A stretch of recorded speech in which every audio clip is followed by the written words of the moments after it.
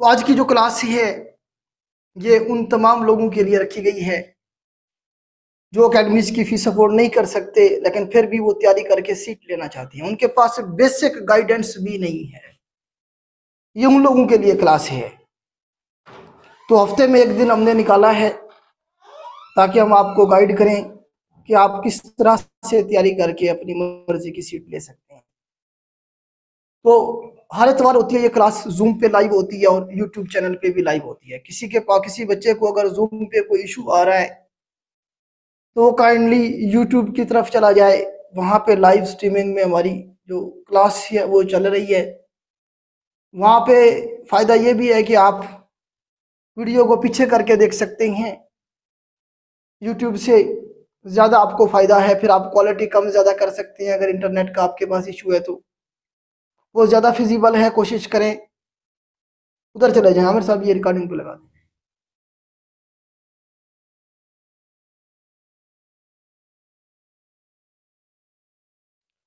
चले बेटा, मैथ का बेटा आप लोग कह रहे थे बार बार, बहुत सारे लोगों ने मैसेज किए कि सर मैथ करवाएं हमें, मैथ का इशू है। मैथ का इशू है वाकई, मैंने भी नोट किया है। पूरे पाकिस्तान में मेरे ख्याल से प्रॉपर कोई मतलब है कि मैथ करवाई नहीं जा रही, टाइम पास किया जा रहा है। तो मैंने यही सोचा है कि एक तो आपको सिलेबस जो टॉपिक जहाँ से सवाल बन सकते हैं या जहाँ से सवाल बनते हैं उन टॉपिक्स को कम से कम मैं आपके सामने एक्सप्लेन करूं। और उसके बाद एक टॉपिक करेंगे आज। अब इनमें से एक टॉपिक मैं आपको समझा दूंगा कि यहाँ से इस तरह से सवाल बन सकते हैं। पास्ट पेपर ये कुछ सवाल हैं वो मैं आपको दूंगा, इधर आप करेंगे। मैं आपको पहले समझाऊंगा, उसके बाद आप लोगों ने करना है वो। तो आज की क्लास, बाकी आपकी जो क्लासेस चल रही हैं पिछले 2 माह से, जनवरी से हमने शुरू किया था ये बैच। पाकिस्तान ज्योग्राफी पहले हमने की, फिर हमने वर्ल्ड ज्योग्राफी शुरू की हुई थी। काफी सारा पोर्शन वर्ल्ड ज्योग्राफी का हो गया है। लास्ट हमारा जो टॉपिक हुआ था वो आसियान पे हुआ था, साउथ ईस्ट एशियन कंट्रीज जो हैं। नेक्स्ट वीक से उसी ज्योग्राफी को हम आगे लेके चलेंगे। एक सब्जेक्ट खत्म हो जाएगा फिर हम बाकी सब्जेक्ट शुरू कर लेंगे। इस तरह से आपका पूरा एक जो सिलेबस है वो इंशाल्लाह कवर होगा। जो हम पेड क्लासेस में करवाते हैं उनका 3 माह में होता है, आप लोगों का 6 महीने में हो जाएगा मैक्सिमम, बस यही होगा।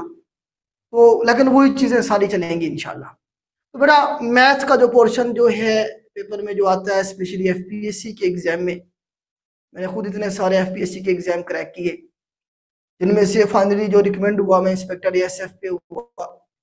तो अभी इंस्पेक्टर एएसएफ की सीट्स आनी है, आप लोगों ने भी अप्लाई किया होगा। तो उसमें जो मैथ का पोर्शन होगा, जो सवाल बनेंगे, जो पॉसिबल टॉपिक्स हैं वो मैं आपको यहाँ बताने की कोशिश करता हूँ।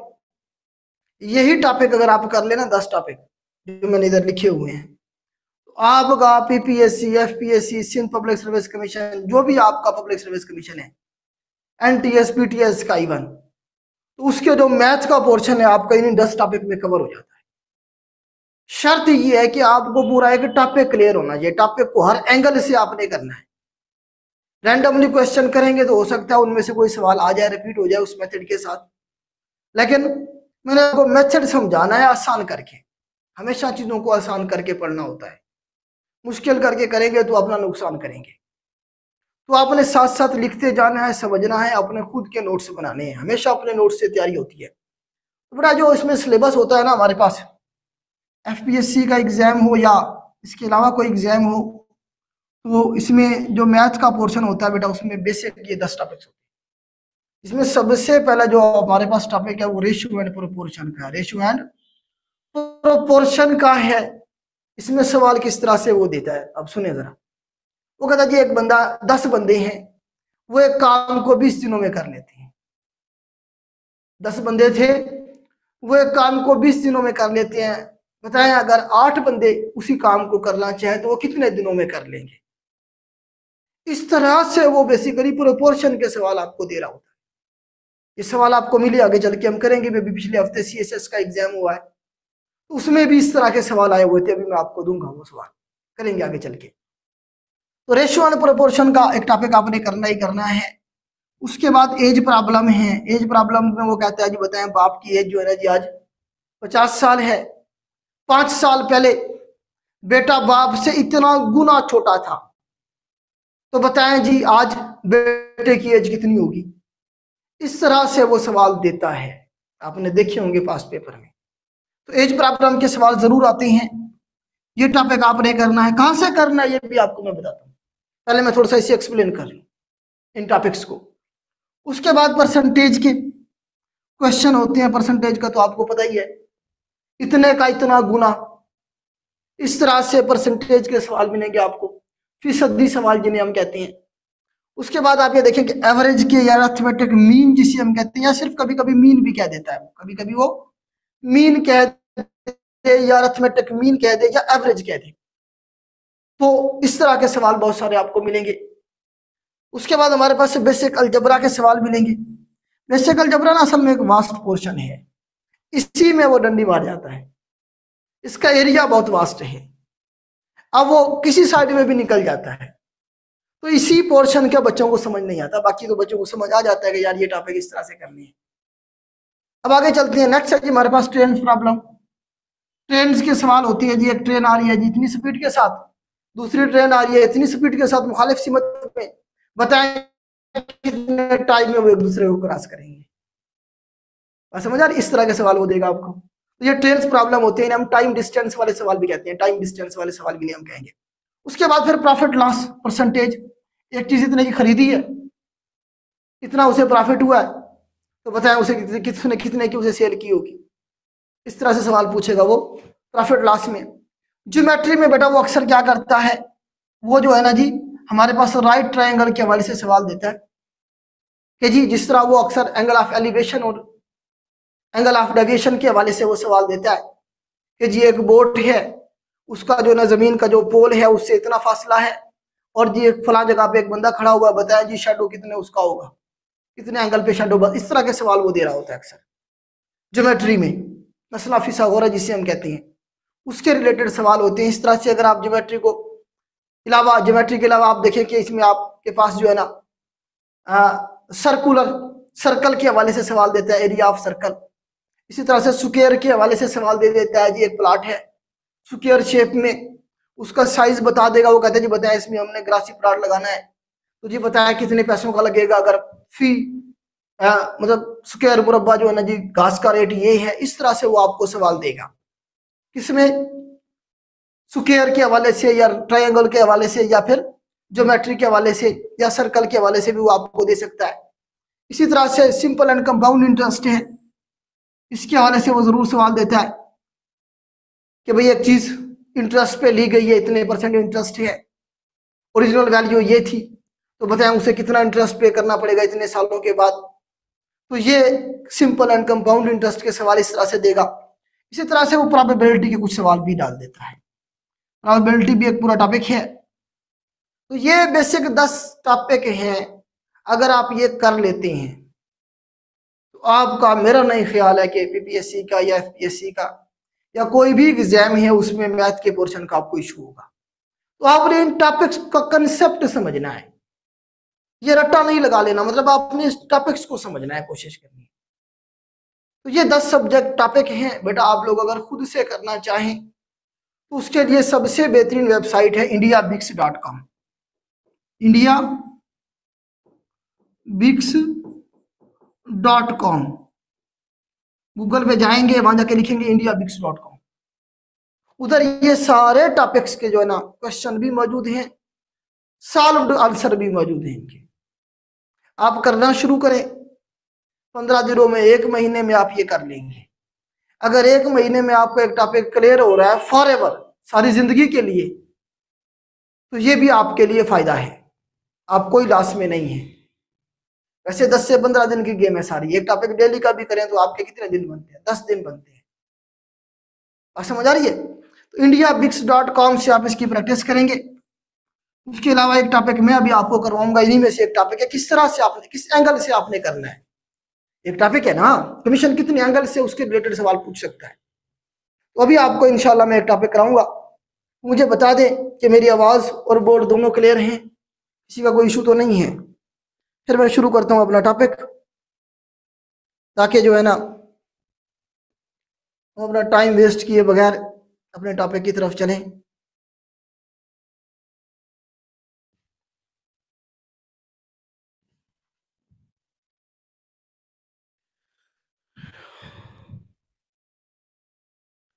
चलो जी, ये यूट्यूब पे वीडियो नहीं नजर आ रही है, क्या इशू है? नजर आ रही है। चले बेटा, हम एक टॉपिक करते हैं जी।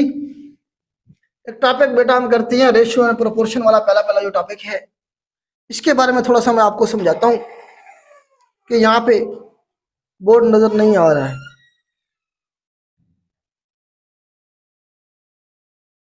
चलो बेटा देख लीजिए आमिर साहब, ये देख लें जरा, इन्हें इशू आ रहा है तो ये देख लें। चले बेटा, हम टॉपिक कर रहे हैं जी प्रोपोर्शन का। एक टॉपिक मैं आपको करवा रहा हूँ कि इस टॉपिक के रिलेटेड वो कितने एंगल से सवाल पूछता है। प्रोपोर्शन के रिलेटेड 3 डिफरेंट एंगल से वो सवाल पूछेगा। मैं आपको इधर पास पेपर के सवाल इधर मैं आपको दिखाऊंगा जो आए हुए हैं, जो पिछले पेपर में आए हैं उन्हीं को मैंने इधर इकट्ठा किया है और आपके सामने रखूंगा उन्हें सॉल्व करने का। देखिए, कमीशन के एग्जाम में आपने सबसे ज्यादा जो आपने जिसका एहतियात करना होता है वो होती है आपकी टाइमिंग। मैथ बहुत ज्यादा टाइम कंज्यूम करते हैं। 2-3 बड़े बड़े सवाल अगर आ जाए ना पेपर में, अच्छा खासा जो है ना जी आपकी तबीयत साफ हो जाती है। तो वहां अपने टाइम मैनेज करो। तो स्पेशली एफपीएससी के पेपर में टाइम का बड़ा इशू होता है। यूपीएससी के पेपर में टाइम मैनेज हो जाता है, वहां इतना इशू नहीं होता। एफपीएससी के पेपर में मैथ के जो क्वेश्चन होते हैं बड़े बड़े होते हैं, उसमें टाइम जो है ना अक्सर कम पड़ जाता है और पेपर पूरा साल भी नहीं होता। तो हमने क्या करना, एक तो कैलकुलेटर की इजाजत नहीं होती, आपको पता है एग्जाम में कैलकुलेटर बिल्कुल अलाउ नहीं होता। दूसरा, बड़ी बड़ी स्टेटमेंट होती हैं। एक तो आपने शॉर्ट मेथड के साथ चलना है, लेके चीजों को आसान करके। दूसरा, आपने कैलकुलेशन वही करनी है दस्ती, मतलब इस तरह के आपको कैलकुलेटर के बगैर कैलकुलेशन करनी आती है। थोड़ी सी प्रैक्टिस आप कर लेंगे प्लस माइनस की, वो आपको आती भी होगी। तो बड़ा हम एक टॉपिक कर रहे हैं जी प्रोपोर्शन का, इसे जरा डिस्कस करते हैं कि प्रोपोर्शन होती क्या है और यहाँ से वो सवाल किस तरह से पूछता है। सवाल हम बाद में करते हैं, पहले मैं आपको प्रोपोर्शन के बारे में समझाता हूँ। बट आपने 2 चीजें पढ़ी होगी मैट्रिक में और इंटर में, एक रेशो और दूसरा प्रोपोर्शन। एक निस्बत और दूसरा तनासब। निस्बत और तनासब आपने 2 चीजें पढ़ी होगी। निस्बत को हम रिप्रेजेंट करते हैं बेटा इस तरह 2 डॉट से। निस्बत को आप इस तरह से 2 डॉट के साथ रिप्रेजेंट करते हैं, या इसे इस तरह तकसीम के साथ रिप्रेजेंट करते हैं, या फिर इसे आप इस तरह ओवर बटा जिसे हम कहते थे, इस तरह से हम रेशो को, ये रेशो को रिप्रेजेंट कर रहे हैं। हम किसे रिप्रेजेंट कर रहे हैं? रेशो को रिप्रेजेंट कर रहे हैं। रेशो का मतलब क्या है? निस्बत। निस्बत क्या होती है? रेशो क्या होती है? रेशो बेसिकली 2 वैल्यू के दरमियान में कंपैरिजन होता है कि एक वैल्यू दूसरी वैल्यू से कितनी बड़ी है या कितनी छोटी है, ये आपकी रेशो होती है। मतलब 2 वैल्यूज के दरमियान में जो कंपैरिजन है वो क्या होता है? आपका रेशो होता है, आपकी निस्बत होती है। समझ आ गई आपको रेशो की डेफिनेशन? अब आ जाए प्रोपोर्शन पे। तो ये हमारे पास बेटा क्या है? रेशो है। प्रोपोर्शन पे आ जाए। प्रोपोर्शन में हमारे पास क्या होता है? 2 रेशोज के दरमियान में कंपैरिजन होता है।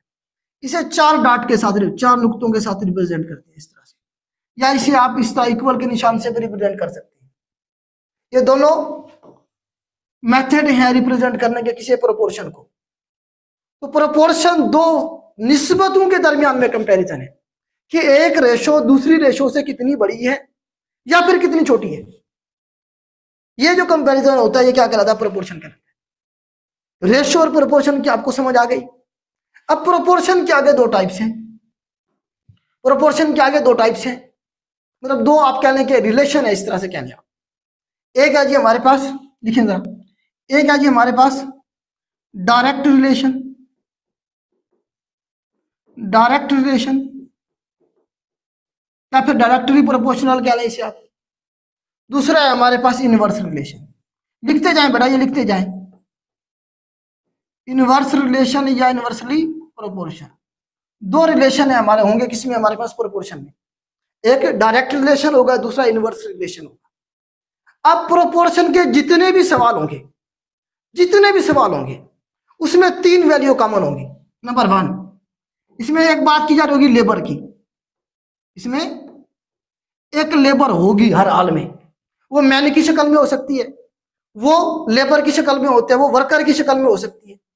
ये वैल्यू होगी, जरूर होगी, लेबर। दूसरा नंबर पे हमारे पास इसमें टाइम होगा। दूसरे नंबर पे इसमें टाइम जरूर होगा, हर हाल में होगा। तीसरे नंबर पे इसमें जो होगी वो प्रोडक्शन होगी। क्या होगी बेटा? प्रोडक्शन होगी। तो तीन वैल्यू हर हाल में होंगी। टाइम जो होगा वो डेज में, आवर में, मिनट में हो सकता है। प्रोडक्शन किसी भी चीज की जो प्रोडक्शन होगी, जो आउटपुट होगी, वो क्या होगी? हमारे पास प्रोडक्शन। तो ये तीन वैल्यू आपको हर हाल में मिलेंगी। किसमें? प्रोपोर्शन के सवाल में। अब इसमें देखें जो डायरेक्ट रिलेशन है और इनडायरेक्ट रिलेशन, ये जरा हम देखते हैं। तो इसमें हमारे पास प्रोपोर्शन में दो रेशो होंगी। मैंने बताया दो रेशो के दरमियान में कंपैरिजन है ही प्रोपोर्शन। क्या है? कंपैरिजन है बिटवीन टू रेशोज। दो रेशो होंगी कम से कम, तीन भी हो सकती है, चार भी हो सकती है, कम से कम दो होंगी, ये बात याद रखिएगा। अच्छा, अब इसमें डायरेक्ट रिलेशन और इनडायरेक्ट रिलेशन जो है, या इनवर्स रिलेशन जो है, इसे थोड़ा सा मैं एक्सप्लेन करता हूं। डायरेक्ट रिलेशन की मैं बात करता हूं। डायरेक्ट रिलेशन होता है वो जब एक चीज बढ़े दूसरी भी बढ़े, जब एक चीज कम हो दूसरी भी कम हो, वो क्या होगा? Direct relation. डायरेक्ट इफेक्ट पड़ रहा है। अब एक चीज बढ़ा रहे हैं, दूसरी ऑटोमेटिकली बढ़ रही है। आप एक चीज कम कर रहे हैं, दूसरी ऑटोमेटिकली कम हो रही है। जैसे देखें, आपने लेबर बढ़ाई, प्रोडक्शन अपने आप बढ़ जाएगी। आप एक काम करवा रहे थे 10 बंदों पे, वो टोकरियां बना रहे थे, जितनी भी बना रहे थे, आपने 10 के बजाय 20 बंदे लगा दिए, तो वो ज्यादा टोकरियां बनाएंगे ना, प्रोडक्शन क्या होगी? बढ़ जाएगी। तो एक चीज बढ़ी, दूसरी भी बढ़ी, रिलेशन कौन सा होगा? डायरेक्ट रिलेशन होगा। आपने क्या किया जी? 10 बंदे पहले 100 टोकरियां बना रहे थे, आपने 10 के बजाय 5 बंदे कर दिए, 5 कम कर दिए, तो प्रोडक्शन भी तो कम हो जाएगी, टोकरियां भी तो कम बनेगी ना। तो एक चीज कम हो रही है, दूसरी भी कम हो रही है, रिलेशन कौन सा हुआ? इनवर्स रिलेशन हुआ, वो डायरेक्ट रिलेशन हुआ। एक चीज कम हो रही है, दूसरी भी कम हो रही है, डायरेक्ट रिलेशन हुआ। इसी तरह से दूसरा इनवर्स रिलेशन होता है हमारे पास। इनवर्स रिलेशन में आप देखें कि जैसे जैसे आप टाइम बढ़ाएंगे तो प्रोडक्शन भी बढ़ जाएगी। अच्छा, इसका लेबर का और टाइम का देखें। इनवर्स में हमारे पास लेबर का और टाइम का रिलेशन होगा। एक काम है, एक काम है, मिसाल के तौर पे आप घर बनवा रहे हैं, 5 मजदूर लगे हुए थे। मजदूर कितने लगे हुए थे? 5 लगे हुए। वो एक घर बना रहे थे आपका 5 दिनों में। टाइम कितना लग रहा था? 5 दिन लगे थे। आपने क्या किया? आपने 5 लेबर के बजाय ना 5 मजदूर 10 मजदूर लगा दिए। तो आपका घर 5 दिन से पहले बन जाएगा या देर से बनेगा? पहले बन जाएगा। एक चीज बड़ी है, दूसरी कम हो रही है ऑटोमेटिक। तो कौन सा रिलेशन होगा? इनवर्स रिलेशन होगा। अगर आपको ये रिलेशन समझ आ गया ना, आपका ये मसला हो गया फॉरएवर, पूरी जिंदगी के लिए। आपने यकीनन पहले किए होंगे, लेकिन जिस मेथड के साथ मैं लेके चलूंगा आपको, ये सबसे आसान मेथड होगा और आपको जिंदगी में कभी नहीं भूलेगा। सिर्फ आप ये रिलेशन देख लें एक दफा कि डायरेक्ट रिलेशन किस किस के दरमियान में बन रहा है और इनवर्स रिलेशन की तरफ बन रहा है। बस आपको ये बात समझ आ गई, आपका ये पूरा मसला हो गया। आपको जिंदगी में कभी प्रोपोर्शन के सवाल में इशू नहीं आएगा। ठीक हो? जैसे मिसाल के तौर पर आपके घर में 10 बंदों का खाना था, लेकिन 5 मेहमान और आ गए, 15 लोग हो गए, तो खाना आपका कम पड़ जाएगा ना। लोग बढ़ गए हैं, लोग बढ़ गए हैं, उधर से आपको जो खाना था वो कम पड़ गया। कौन सा रिलेशन हुआ? इनवर्स रिलेशन हो गया। तो इस तरह से डायरेक्ट और इनवर्स रिलेशन की आपने बात याद रखनी है। इसे मैं मजीद सिंपलीफाई कर देता हूं, इसे मैं मजीद सिंपलीफाई कर देता हूं। देखें जरा, लेबर है, इसके साथ जो टाइम का रिलेशन है, लेबर की और टाइम की जो रेशो है या रिलेशन जो है, लेबर बढ़ाएंगे टाइम कम हो जाएगा, टाइम बढ़ाएंगे तो लेबर कम चाहिए होगी। तो कौन सा रिलेशन होगा ये? इनवर्स रिलेशन या इनवर्सली इनडायरेक्ट रिलेशन। तो लेबर का और टाइम का रिलेशन कौन सा है बेटा? हमेशा याद रखिएगा, इनवर्स रिलेशन। इसी तरह से लेबर का और प्रोडक्शन का, लेबर बढ़ाएंगे प्रोडक्शन भी बढ़ जाएगी, लेबर कम करेंगे प्रोडक्शन भी कम हो जाएगी। Direct relation, direct relation. इसी तरह से टाइम रह गया हमारे पास, टाइम का और लेबर का। लेबर का टाइम का तो हो गया, लेबर टाइम प्रोडक्शन।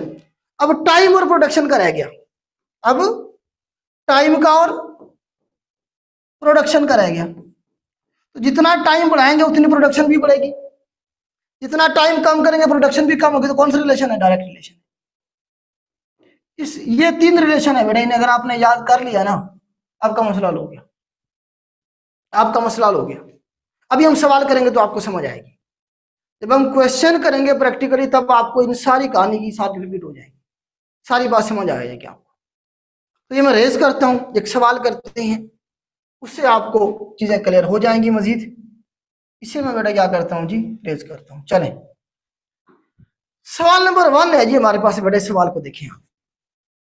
इस सवाल में वो कह रहा है कि 15 मैन, कितने बंदे हैं जी? 15 मैन हैं, वर हायर्ड, जिन्हें हायर किया गया, to plough a piece of a land in 10 days. 15 बंदे हायर किए गए एक ग्राउंड में, लैंड में हल चलाने के लिए। कितने दिनों में हल चला रहे हैं? वो 10 दिनों में। How many more man will be required, कितने मजीद लोग चाहिए, to do the same job in 3 days. उसने कहा है कि जी 15 बंदे हैं, वो एक खेत में हल चलाते हैं 10 दिनों में। तो बताएं, अगर हमने वही खेत 3 दिनों में उसमें हल चलवाना है तो हमें कितने बंदे चाहिए होंगे? यह सवाल है। तो प्रोपोर्शन का जब भी सवाल आए पेपर में, आपने किसी लंबी चौड़ी कैलकुलेशन में नहीं जाना, कोई लंबी चौड़ी कैलकुलेशन करने की जरूरत नहीं है। आपका जो आंसर शीट है ना, जहां पे स्पेस दी गई है, वहां पे आप इस तरह से इक्वल का निशान लगाएंगे। बस क्या करेंगे आप? इक्वल का निशान लगाएंगे। अब ये मैं सॉल्व कर रहा हूं क्वेश्चन, स्टेटमेंट आपको समझ आ गई। इक्वल का आपने निशान लगा दिया, उसके बाद इक्वल का निशान लगाने के बाद इस साइड में आपने वो वाली वैल्यू डालनी है, लिखनी है जिसमें एक्स हो, जिसमें आपने कुछ ना कुछ मालूम करना हो। तो इसमें हाउ मैनी मोर, मतलब ये हमारे पास एक्स है, डेज का पूछ रहा है ना, कितने दिन लगेंगे। तो हाउ मैनी, बल्कि डेज तो बताए गए हैं, हाउ मैनी मोर मैन, मतलब मैन का पूछ रहा है, वो कितने मजीद बंदे चाहिए होंगे। तो ये हमारे पास क्या है जी, एक्स है, वो मैन जो हमने बताने हैं। एक्स क्या है हमारे पास? वो बंदे हैं जो हमने बताने हैं। तो एक्स में हमारे पास पहले कितने एक्स हैं जी? एक्स के साथ रेशो कौन सी है? पहले हमारे पास 15 मैन की है। तो इक्वल के इस तरफ आपने वो वाली रेशो लिखनी है जिसमें हमारे पास एक्स हो। तो पहले 15 है, मैंने पहले 15 लिख दिया। फिर हमारे पास रेशो के साथ दूसरा क्या है जी? हमारे पास एक्स है, ये हमने मालूम कर रहे हैं। इक्वल के इधर आप लेफ्ट साइड कह लें इसे, तो इधर आपने वो वाली वैल्यू लिखनी है सिर्फ और सिर्फ जिसमें हमारे पास एक्स हो, जिसमें हमने कुछ ना कुछ मालूम करना हो। तो ये प्रोपोर्शन के सवाल है, तो इसमें पूरी रेशो बनेगी। एक रेशो जैसे ये बन गई, एक रेशो और बनेगी, 3 रेशो भी हो सकती है, 4 भी हो सकती है। यहां तक बात आपको समझ आ गई? अब आगे चलते हैं जी। अब वो कह रहे जी पहले हमारे पास 10 दिन थे, अब हमारे पास 30 दिन है।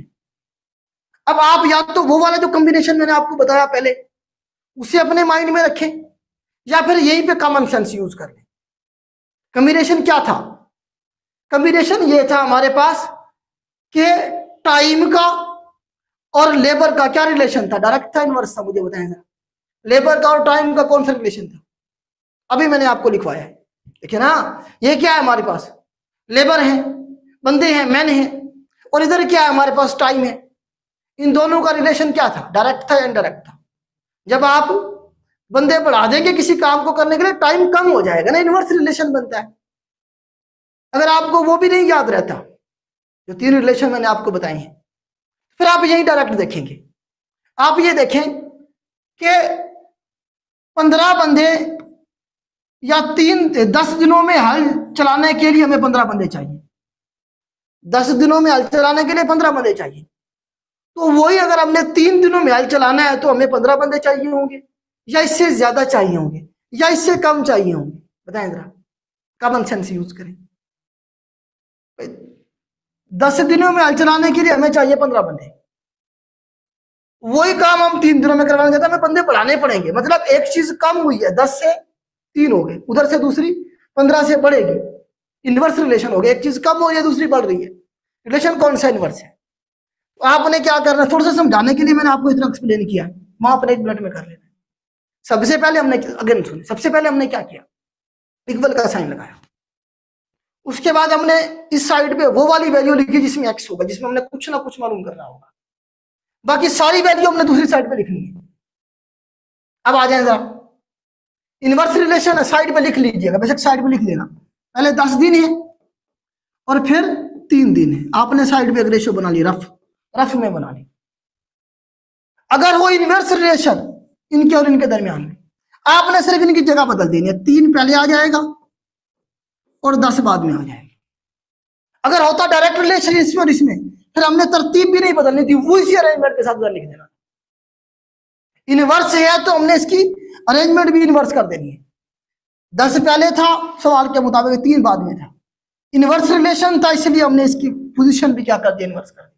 आपका सवाल हल हो गया, आपका क्वेश्चन हल हो गया। अब क्या करना है, इक्वल के करीब करीब वाले जो है आपस में मल्टीप्लाई करना है, बाहर वालों को आपस में मल्टीप्लाई करना है, बस आपका क्वेश्चन सॉल्व हो गया। देखें, x multiply bye 3, x multiply bye ये वाला 3 इज इक्वल टू 15 ज़रब 10। 15 ज़रब 10, हमने x की वैल्यू निकालनी है। 15 ज़रब 10 तकसीम 3, इसे ज़रब ना देना बैठ जाना, हमने चीजों को आसान करना है। 3 कम 3, 3 ज़रब 5 15, 5 ज़रब 10 50। x का क्या जवाब आया, हमारे पास 50 आया। अब देखें सवाल में उसने चक्कर क्या दिया हुआ है, सवाल में उसने क्या किया हुआ है, 50 का ऑप्शन दिया हुआ है। लेकिन सवाल की स्टेटमेंट दोबारा पढ़ें। अब देखिए, अब ये जवाब किस चीज का है, हमारे पास x, हमारे पास जवाब ये है कि जी 15 बंदे 10 दिनों में हल चला रहे थे। 3 दिनों में हल चलाने के लिए हमें 50 बंदे चाहिए होंगे। कितने चाहिए होंगे टोटल, 50। अब सवाल में उसने चक्कर दिया, हाउ मेनी मोर, ये वाला लफ्ज डाल दिया मोर का। मजीद कितने चाहिए, 15 तो उसके पास पहले है, 15 उसके पास पहले, मजीद टोटल कितने चाहिए, 50, टोटल 50 चाहिए। 15 उसके पास पहले है तो कितने मजीद चाहिए होंगे, 35। इसका ऑप्शन ए ठीक होगा। अब आपने यही जो है सही करना और उसके बाद 50 को ठीक करके आपने भाग जाना है। पेपर भी वाला भी ऐसे चक्कर देगा। ये पेपर में आया हुआ क्वेश्चन है। सिर्फ आपको ये बात समझ आ गई ना, 1 मिनट में आपका सवाल हल हो जाएगा कि हमने इसमें रिलेशन कैसे देखना है, रिलेशन को हमने कैसे देखना है, बस। बाकी सिंप्लीफाई करेंगे बगैर कैलकुलेटर के आपका हो जाएगा।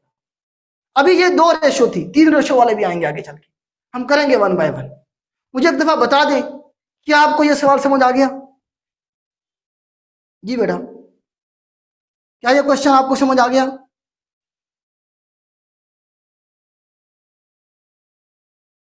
कर लेंगे इस तरह से।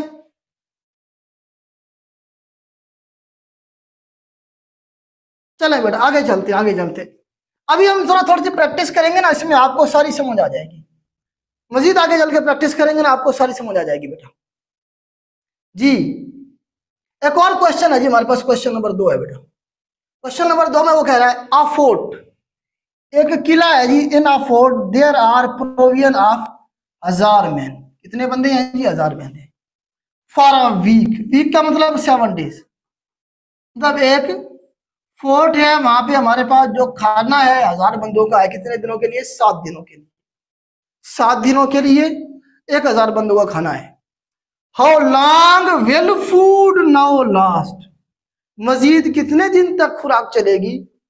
इफ 500, अगर 500 additional man were there in the, अगर 500 एक्स्ट्रा बंदा आ जाता है तो बताएं वही खुराक कितने दिनों तक चलेगी। सवाल ये है।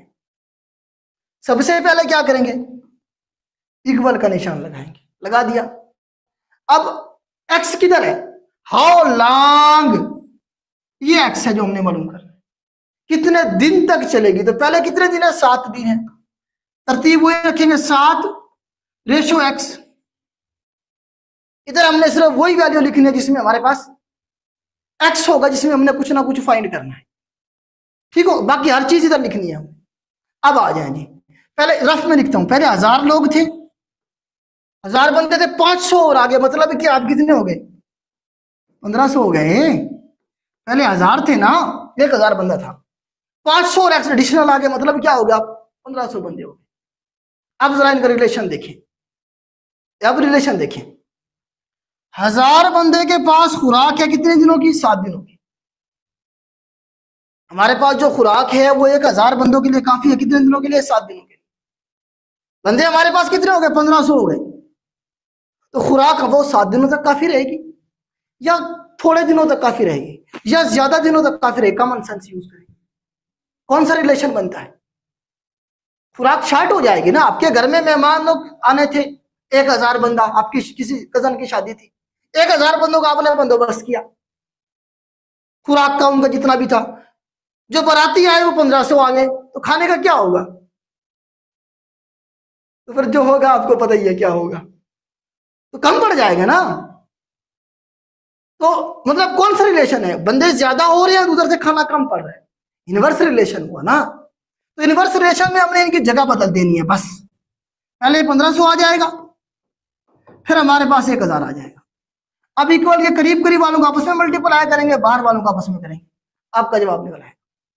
करके दें मुझे, इसका क्या आंसर आता है? करके दें बेटा, आप करके दें, आप भी तो कुछ करें ना। अगर सारा काम मैंने करना है तो फिर आपने क्या करना है? करना तो आपको पड़ेगा, पढ़ना तो आपने है, क्योंकि सीट आपको चाहिए। करें जरा, इसका क्या आंसर आता है मुझे बताएं जरा, कितने दिनों तक के लिए काफी रहेगी? देखें, चलें अभी स्टार्ट है, मैं करवा देता हूं।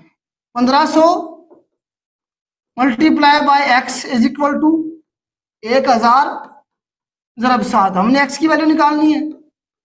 1000 ज़रब 7 तकसीम 1500।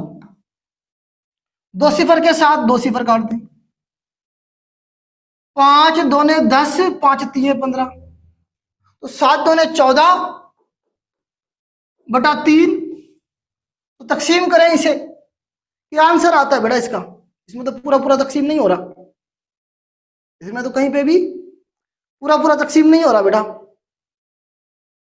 देखिए जरा क्या आंसर आ रहा है इसका। 4 12, 4 इशारिया समथिंग, तो ये 4 बेटा करीब करीब वाला जो आंसर है 4 डेज, बल्कि 2 ऑप्शन ये मिक्स हो गए, 4 पॉइंट समथिंग बनेगा बेटा इसका, 4 पॉइंट समथिंग बनेगा इसका आंसर। तकसीम करेंगे तो आपको आ जाएगा। ठीक हो गया जी। इस तरह से आपने करना है बेटा, मेथड यही है जो आपने अडॉप्ट करना है। मेथड बेटा यही है जो आपने अडॉप्ट करना है। आगे चलते हैं जी, क्वेश्चन नंबर 3 को देखें बेटा। इसमें भी हमारे पास 2 ही वैल्यूज हैं, आगे चल के वैल्यूज 3 हो जाएंगी। फिर वो कहेगा जी, आगे चल के एक और क्वेश्चन हम करेंगे इसमें वो कहेगा जी 10 दिनों के बाद जी 5 बंदे छोड़ के चले गए, बताया रिमेनिंग जो पर्सन है वो उस काम को कितने दिनों में करेंगे। सीएसएस का जो भी पिछले वीक पेपर में क्वेश्चन आया हुआ था वो भी हम करेंगे, वो भी इधर मैंने डाला हुआ है। तो इंशाल्लाह ये सारे क्वेश्चन आपके हो जाएंगे। इसे जरा हम देख लेते हैं। सिर्फ इसकी मैं आपको इक्वेशन बनवा देता हूँ। देखिए वो कह रहे 30 मैन, 30 बंदे हैं, कंज्यूम करते हैं फूड ऑफ 45 डेज। 45 डेज जो है ना कि जो खुराक है उनके पास है कितने बंदों के लिए? 30 बंदों के लिए। How long will the same food, वही फूड लास्ट कितने दिनों के लिए रहेगी? इफ देयर आर 25 मैन, अगर बंदे कितने हो जाए? 25 हो जाए। इक्वल का निशान लगाऊंगा सबसे पहले, इक्वल का निशान लगाऊंगा। अब हाउ लॉन्ग, ये एक्स है हमारे पास, ये एक्स है, मतलब डेज पूछ रहा है, टाइम पूछा। दूसरा डेज कितना है? 45 है। 45 रेशो एक्स, आगे एक साइड पे, अब दूसरी साइड पे आ जाए। पहले 30 बंदे हैं, फिर 25 बंदे हैं। इनका रिलेशन देखें, 30 बंदों के पास जो खुराक है वो 45 दिनों की है। 30 बंदों के पास जो खुराक है वो 45 दिनों की। अब बंदे कितने हो गए? 25 हो गए। खुराक बढ़ जाएगी ना, मतलब 45 दिन से ज्यादा दिन चल जाएगी, मतलब एक चीज कम हो रही है दूसरी बढ़ रही है। कौन सा रिलेशन है? Inverse relation. तो इनवर्स रिलेशन में हम क्या करें? जगह बदल देते हैं। 25 पहले आ जाएगा, 30 बाद में आ जाएगा। इसे आपस में मल्टीप्लाई करें, इसे आपस में मल्टीप्लाई, आपका जवाब आ जाएगा। इसे करें इस तरह से, आपका आंसर आ जाएगा। बताएं मुझे क्या आंसर आता है? आंसर निकाल के दें बेटा, क्या आंसर आता है? जी बेटा आंसर निकाल के दें।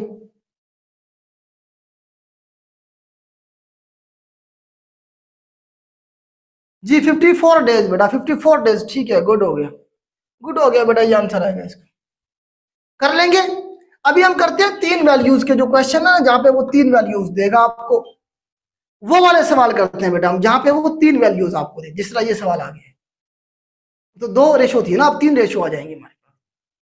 अब एक कैटेगरी वो जो मैंने आपको पहले करवाई कि 2 वैल्यूज होंगी। तीसरी टाइप की सवाल वो इस तरह से, आप 3 टाइप से वो दे सकते हैं आपको सवाल, 3 तरह से आपसे वो सवाल पूछ सकता है प्रोपोर्शन में। एक जो मैंने आपको पहली कैटेगरी करवाई, 2 रेशो होंगी, सिंपल सा सवाल होगा, आप 1 मिनट में कर लेंगे।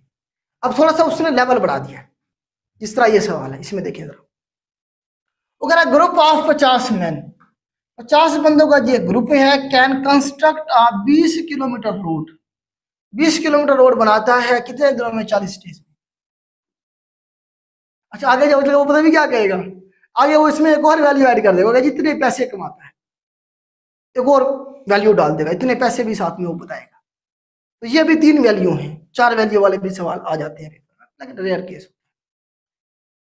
हाउ लॉन्ग विल 70 मैन, 70 बंदे कितने टाइम में, हाउ लॉन्ग का मतलब टाइम पूछ रहा है ना, वो एक्स जो हमने मालूम करना है। 70 man take to complete the same road of length, मतलब लेंथ की जो रोड है वो रोड की जो लेंथ है वो कितने, वो 20 किलोमीटर ही है। अब क्या उसने फर्क डाला कि बंदे कितने हो गए? 70 हो गए, पहले कितने थे? 50 थे। तो पता है कितने दिनों में 70 लोग उसी दीवार को बना लेंगे, ये सवाल है। अब जरा करते हैं हम, इक्वल का साइन लगाऊंगा सबसे पहले मैं, इक्वल का साइन लगाऊं। इधर मैंने क्या लिखना होता है? वो वाली वैल्यू जिसमें हमारे पास एक्स होता है, जिसमें हमने कुछ ना कुछ मालूम करना होता है। तो हाउ लॉन्ग मतलब डेज का पूछ रहा है, पहले कितने डेज है? 40 दिन है। आगे हमने मालूम करना है एक्स, जो तरतीब सवाल में थी उसी तरतीब से लिखनी है। एक साइड क्लियर हो गया, अब जितनी वैल्यू है दूसरी साइड में लिखनी है। अब जरा देखते हैं, पहले हमारे पास कितने बंदे हैं जी, रफ के तौर पे तो लिख रहा हूं 50 मैन है, और फिर हमारे पास कितने मैन है जी? 70 मैन है। पहले 50 मैन थे, अब 70 मैन हो गए। अब इनका रिलेशन देखना है। वैसे आपको मैंने जो लिखवाया था अलग से, उससे देख लिया कि लेबर का टाइम के साथ रिलेशन कौन सा होता है? इनवर्स होता है, लेबर बढ़ाएंगे टाइम कम लगेगा, अलग से लिखवाया था मैंने आपको शुरू में। अगर वो भी नहीं याद रहा तो इसे कॉमन सेंस यूज कर ले कि 50 बंदे हैं, वो एक दीवार को बनाने कितने दिनों में? 40 दिनों में। बंदे अब कितने हो गए? 70 हो गए। तो क्या उसी दीवार को वो 40 दिन में बनाएंगे, कम दिनों में बनाएंगे, या ज्यादा दिनों में बनाएंगे? आपका कॉमन सेंस क्या कहता है? बंदे ज्यादा हो गए हैं तो काम जल्दी हो जाएगा, दिन कम लगेंगे। कौन सा रिलेशन हुआ? इधर से एक चीज बढ़ रही है, दूसरी उधर से कम हो रही है, रिलेशन कौन सा? इनवर्स है। इनवर्स रिलेशन में हम क्या करते हैं? जगह बदल देते हैं दोनों की बस। अब 20 किलोमीटर रोड है, पहले भी यही था बाद में भी यही है, पहले भी 20 किलोमीटर था बाद में भी यही है। इसे आप आगे पीछे कर भी दें तो कोई फर्क नहीं पड़ना, इसे आप आगे पीछे कर भी दें तो भी कोई फर्क नहीं पड़ना, अगर इसे ना लिखे तब भी कोई फर्क नहीं पड़ेगा, क्योंकि लेंथ सेम है। आगे चल के वो लेंथ भी चेंज कर देगा, मतलब तीसरी वैल्यू को भी वो चेंज करेगा, अभी उसने चेंज नहीं की। तो क्या करेंगे? इक्वल के करीब करीब वालों को आपस में मल्टीप्लाई करेंगे, बाहर वालों को आपस में करेंगे, आपका जवाब आ जाएगा। करें जरा इसे, आंसर निकाल के दें मुझे। x multiply by 70 multiply by 20 is equal to 50 ज़रब 40 ज़रब 20। तो ये बेटा आपका सवाल आ गया। हमने किसकी वैल्यू निकालनी है? एक्स की निकालनी है, एक्स यही रह जाएगा। 50 ज़रब 40 ज़रब 20, इन्हें मल्टीप्लाई ना करने बैठ जाना, वहां पे टाइम बहुत सारा लग जाएगा और रिजल्ट कुछ नहीं निकलना, ऐसे ही रहने देना। तकसीम 70 तकसीम 20, 20 के साथ 20 चला गया, सिफर के साथ ये सिफर चला गया। अब इसे क्या करें? प्लस माइनस कर दे तो आपका जवाब आ जाएगा। क्या आंसर आता है बेटा? 28,57 आता है इसका आंसर।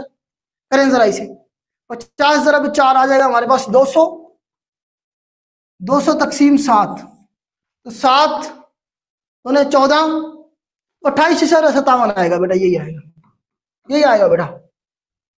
देखें जरा, यही आता है आंसर। तो उसे कितना टाइम लगेगा जी? 28,57 डेज लगेंगे उसी दीवार को कंप्लीट करने में। जी बताएं, हो जाएगा? हो जाएगा कि नहीं होगा? जी चले आगे चलते हैं, आगे चलते हैं। एक दो सवाल और करते हैं।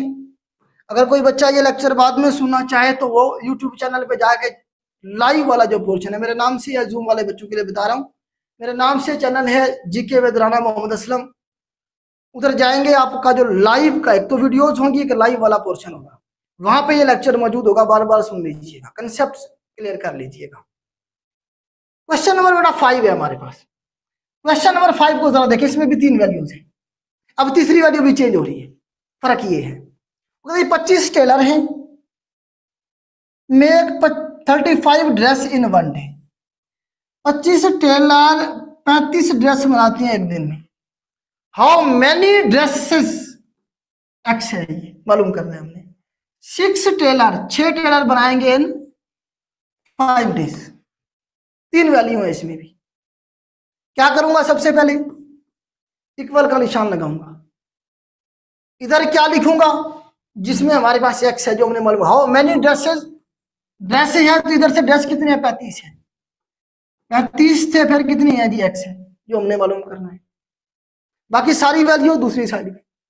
अब आ जाए जरा टेलर्स को देख लेते हैं। पहले 25 टेलर हैं, फिर कितने टेलर हैं जी, 6 टेलर हैं। ये सवाल के मुताबिक लिखा है मैंने अभी। अब इनका रिलेशन देखेंगे। इनका वैसे आपको पता होना चाहिए कि टेलर क्या है, लेबर है। लेबर का और प्रोडक्शन का क्या रिलेशन होता है?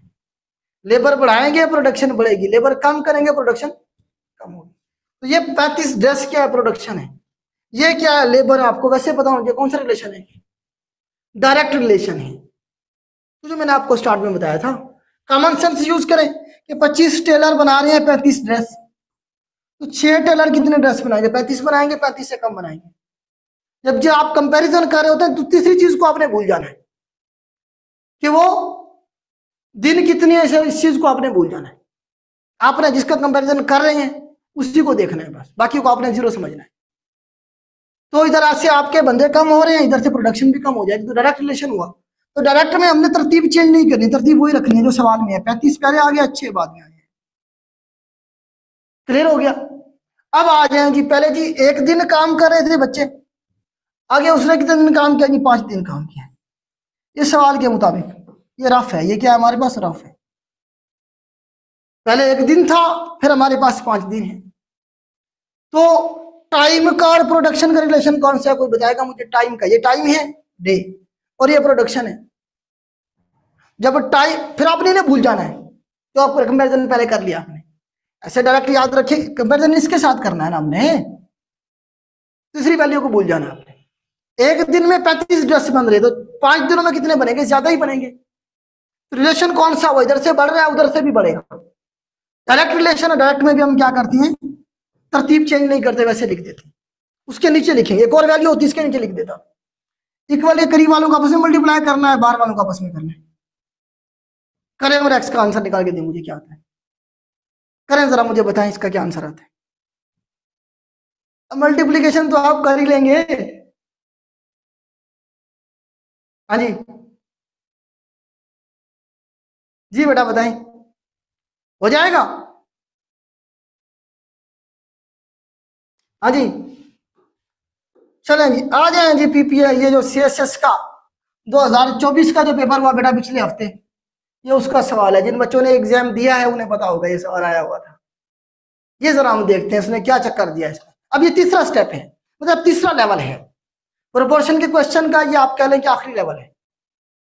अब सीएसएस का एग्जाम है तो वो आपको सिंपल सिंपल थोड़ी क्वेश्चन देगा, थोड़ा सा डिफिकल्ट लेवल वो बढ़ा देगा।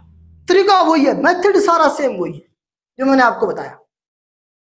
अब जरा देखते हैं सवाल को।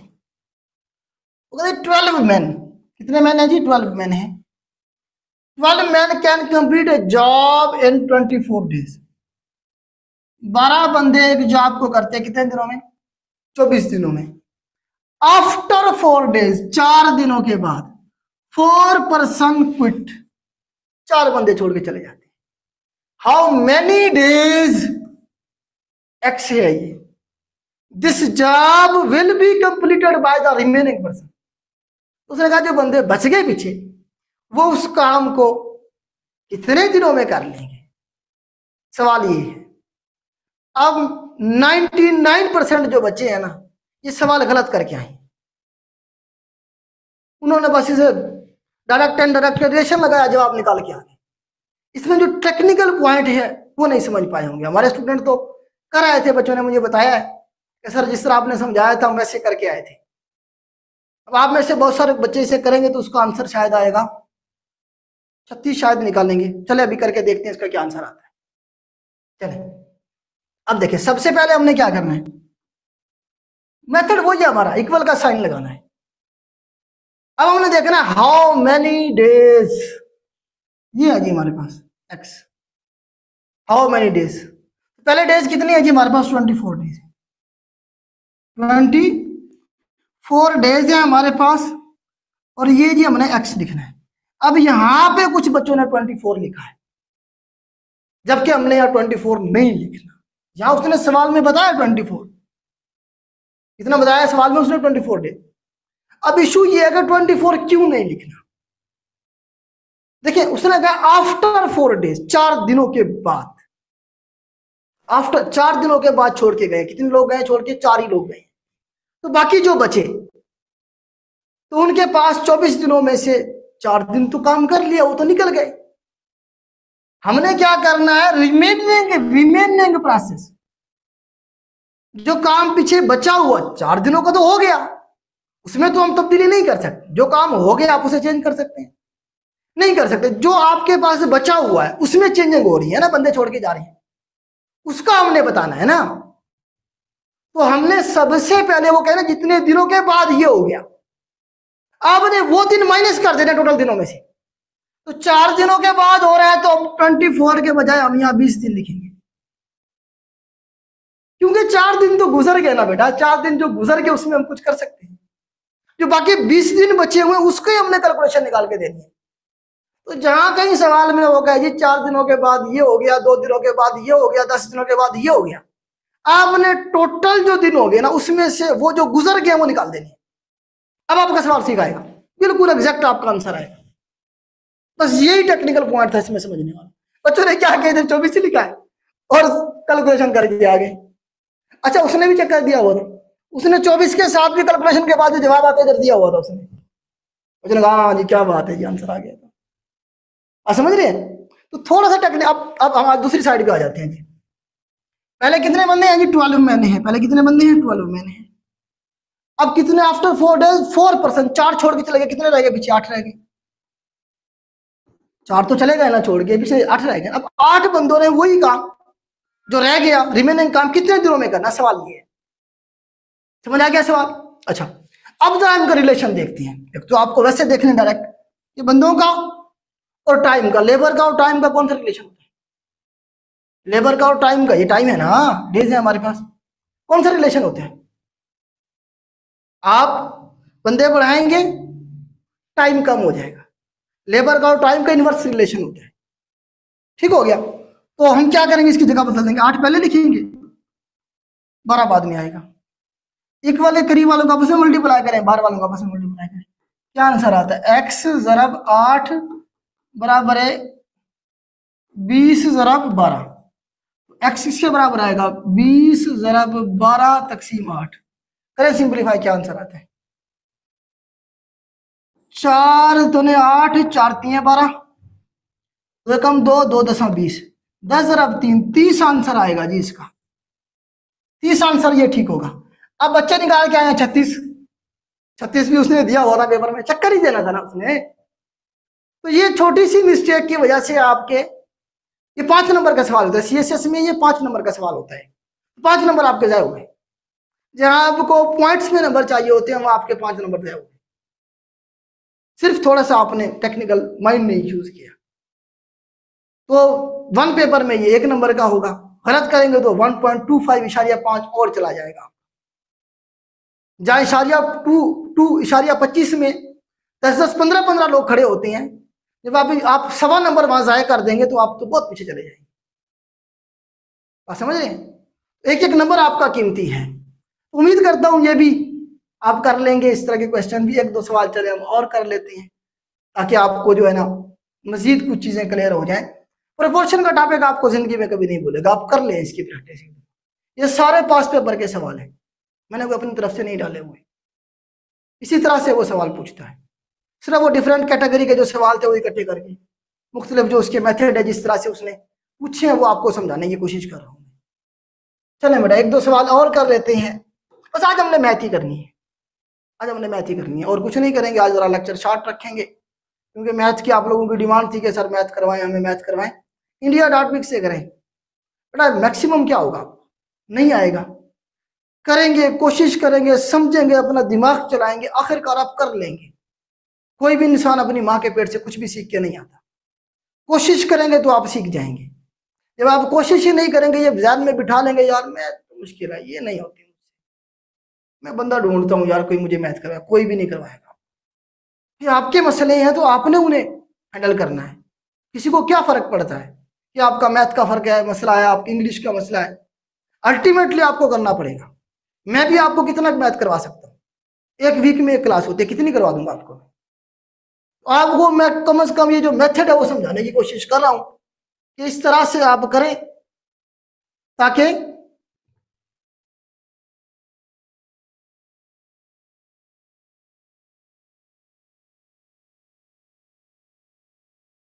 चले। नजर आ रहा है आपको, सेटिंग का थोड़ा सा इशू हो गया है, मुझे भी ये बोर्ड इतना यूज करना नहीं आता। चलो उम्मीद करता हूं बेटा आपको समझ आ गया होगा।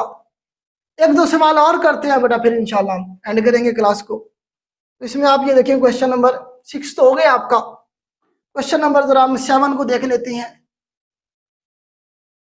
हाँ ये भी सेम वैसे ही है। चलिए आपको थोड़ा सा मैं बता देता हूँ, देखें जरा, देखें जरा इसे। इक्वल का साइन लगाया सबसे पहले, इक्वल का साइन लगाया मैंने सबसे पहले, ठीक है मेरे साहब, हो गया गुजारा। चलें इक्वल का साइन लगाया हमने सबसे पहले। अब जरा देखें इसमें क्या कह रहा है, garrison has a provision of 12 days, 12 दिनों की खुराक है 1000 बंदों के लिए। At the end of 2 days, 2 दिनों के बाद 200 मोर, 200 बंदा और आ गया 2 दिन खत्म होने के बाद। Man were admitted, how long will the food be last, ये हमारे पास एक्स है।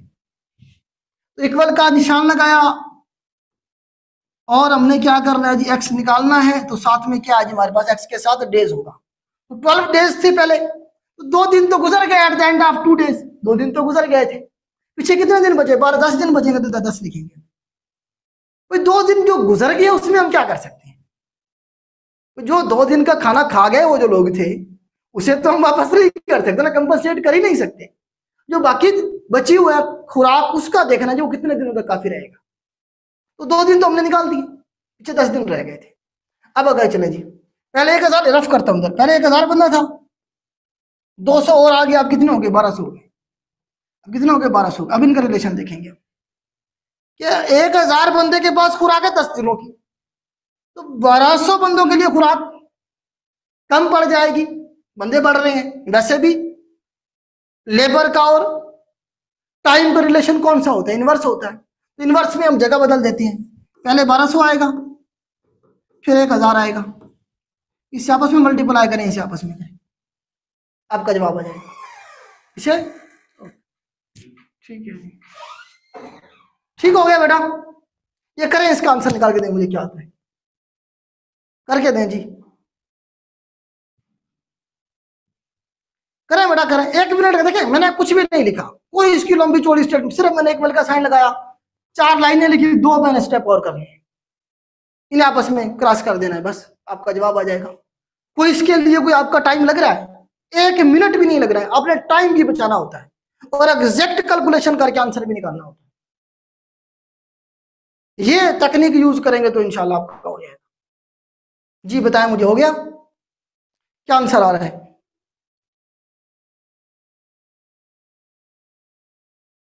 बेटा क्वेश्चन नंबर 7 अगेन समझा दे बेटा, दोबारा से इसी वीडियो को देख लीजिएगा, यूट्यूब पे पड़ा हुआ है बेटा, ये लेक्चर पड़ा होगा इंशाल्लाह, जीके विद राना मोहम्मद असलम मेरे नाम से चैनल है बेटा, उधर जाएंगे आप और उधर जाके जो है ना आप लाइव वाले पोर्शन में जाएंगे तो इंशाल्लाह जो है ना आपका उधर से आपको ये लेक्चर मिल जाएगा। दूसरा बेटा, हमारे जो लाइव क्लास होती है फ्री होती है, ये इसके कोई चार्जेस नहीं है। सदका जारिया समझ के आगे शेयर किया करें ताकि मैक्सिमम लोग इससे फायदा उठा सकें। आपके शेयर करने से अगर कोई बंदा 2 लफ्ज सीख जाता है तो उसका सवाब आपको भी मिलना है। तो हमारी जो जिम्मेदारी है वो तो हम अदा कर रहे हैं। अब आपकी जो जिम्मेदारी है वो आपने, आप हमें क्या रिटर्न कर सकते हैं? एक तो आप हमें दुआएं दे सकते हैं, दूसरा आप इल्म को फैला सकते हैं आगे, मैक्सिमम दोस्तों तक शेयर किया करें। आखिरी सवाल बेटा हम थोड़ा सा देख लेते हैं, उसके बाद फिर हम क्लास सेंड करेंगे। आपके जो क्वेश्चन है वो इंशाल्लाह हम डिस्कस करेंगे, गपशप करेंगे आपके साथ। आज जर्नल आप हमारे पास, आज बहुत टाइम है गपशप करने के लिए। आपके जो इश्यूज है इंटेलिजेंस ऑफिसर के हवाले से कुछ बच्चे सवाल पूछ रहे हैं तो वो भी इंशाल्लाह एड्रेस करूंगा मैं। तो आखिरी क्वेश्चन है बेटा, 3 वैल्यूज है इसमें, एक दफा फिर 3 वैल्यू वाला क्वेश्चन रिपीट हो जाए जरा। मेथड वही है सेम। वो कह रहा है जी हमें यहाँ पे 9 महीने हैं, 45 टिश्यू पेपर यूज कर रहे हैं 6 दिनों के लिए। 9 बंदे हैं, 45 टिश्यू पेपर यूज कर रहे हैं 6 दिनों में। हाउ लॉन्ग, एक्स है ये, मतलब डेज पूछ रहा है कितने दिनों तक। 70 टिश्यू पेपर यूज किए जाएंगे फॉर 7 महीने। 7 महीने 70 टिश्यू पेपर कितने दिनों में इस्तेमाल करेंगे, सवाल ये है। तो हाउ लॉन्ग इक्वल का साइन लगाया, पहले कितने डेज है, 6 डेज हैं, एक्स हमने निकालना है। रेशो हो गई क्लियर यहां से। अब बाकी सारी चीजें हमने इधर लिखनी है इक्वल के दूसरी साइड। हाँ जी, 9 महीने हैं पहले, फिर कितने महीने जी, 7 महीने हैं। 9 महीने हैं और फिर 7 महीने हैं। इसे देखते हैं। देखिए 9 बंदों के पास टिश्यू पेपर हैं, जितने भी हैं वो 6 दिनों के लिए काफी है। जितने भी हैं छोड़ दें, कितने हैं, 70 को भी छोड़ दें, 45 को भी छोड़ दें। दूसरी चीज को आपने भूल जाना है, वो कांस्टेंट है। 9 बंदों के पास टिश्यू पेपर है कितने दिनों के, 6 दिनों के। मतलब जितने भी हैं वो 6 दिनों के लिए काफी है। बंदे कितने हो गए जी, अब 7 हो गए, बंदे कम हो गए। तो टिश्यू पेपर जो थे वो ज्यादा दिनों के लिए इस्तेमाल कर पाएंगे या थोड़े दिनों के लिए इस्तेमाल कर पाएंगे, बताएं जरा। ये कम हो रहा है तो ज्यादा दिनों, टिश्यू पेपर तो वही है ना जो पहले थे, बंदे कम हो गए तो ज्यादा दिनों के लिए इस्तेमाल कर पाएंगे। मतलब एक चीज कम हो रही है दूसरी बढ़ रही है, इनवर्स रिलेशन। 7:9, 7:9 आ जाएगा, इनवर्स रिलेशन था इसलिए जगह बदल दी हमने। आगे चलते हैं जी। टिश्यू पेपर पहले 45 टिश्यू पेपर थे, अब 70 टिश्यू पेपर है। ये है जी अब आपके पास रेशो। अब आपने इसे भूल जाना है कि कितने बंदे हैं। अब आपने इसका रिलेशन देखना है इसके साथ कि 45 टिश्यू पेपर काफी है 6 दिनों के लिए। 45 टिश्यू पेपर काफी है 6 दिनों के लिए। 70 टिश्यू पेपर कितने दिनों के लिए काफी रहेंगे, ज्यादा दिनों के लिए काफी रहेंगे। हाँ 45 दिन, 6 दिनों में काम चल रहा है 45 टिश्यू से, टिश्यू बढ़ गए हैं तो ज्यादा दिनों के लिए काम। मतलब क्या है, एक चीज बढ़ रही है दूसरी भी बढ़ रही है, डायरेक्ट रिलेशन। 45 आएगा इधर 70 आएगा, इन आपस में मल्टीप्लाई करें, इन आपस में करें, आपका जवाब आ जाएगा। निकाल के दें मुझे आंसर, एक्स का आपका आंसर आ जाएगा। निकाले बेटा इसका आंसर, निकाल के दें मुझे क्या होता है।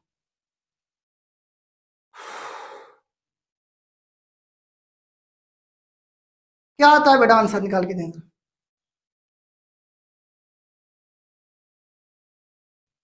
जी।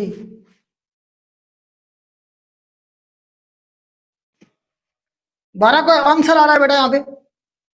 चलें जो भी आ रहा है बेटा, आप कैलकुलेशन तो आप कर ही लेंगे, अब कैलकुलेशन का तो आपको इशू नहीं आना चाहिए। तो ये बेटा इस तरह से आप करेंगे तो ये टॉपिक आपको जिंदगी में कभी नहीं भूलेगा।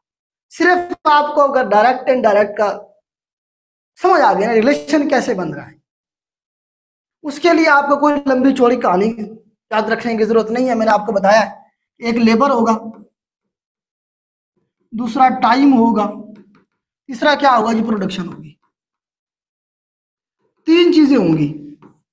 तो लेबर का और टाइम का रिलेशन, लेबर बढ़ाएंगे टाइम कम हो जाएगा, इनवर्स रिलेशन होगा, इनवर्स होगा। टाइम का और प्रोडक्शन का, टाइम बढ़ाएंगे प्रोडक्शन बढ़ जाएगी डायरेक्ट। फिर क्या रह गया, लेबर का और प्रोडक्शन का, लेबर बढ़ाएंगे प्रोडक्शन भी बढ़ेगी डायरेक्ट, ये भी डायरेक्ट, ये भी डायरेक्ट, ये इनवर्स। 3 रिलेशन है, यहां से याद रखने आपकी मर्जी है। वहीं जाके कॉमन सेंस यूज करके निकालना चाहिए, आपकी मर्जी है। ये बात अगर आपको समझ आ गई तो टॉपिक आपका क्लियर है। प्रैक्टिस करेंगे मैक्सिमम जितना हो सकता है, इंशाल्लाह ये पोर्शन हो जाएगा।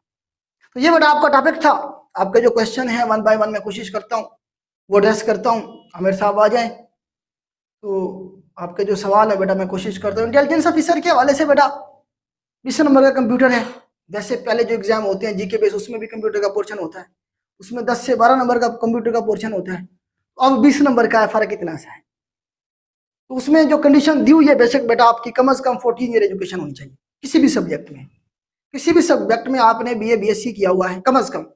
आपने बीएस किया हुआ आप अप्लाई कर सकते हैं, आपने एमएस किया हुआ आप अप्लाई कर सकते हैं।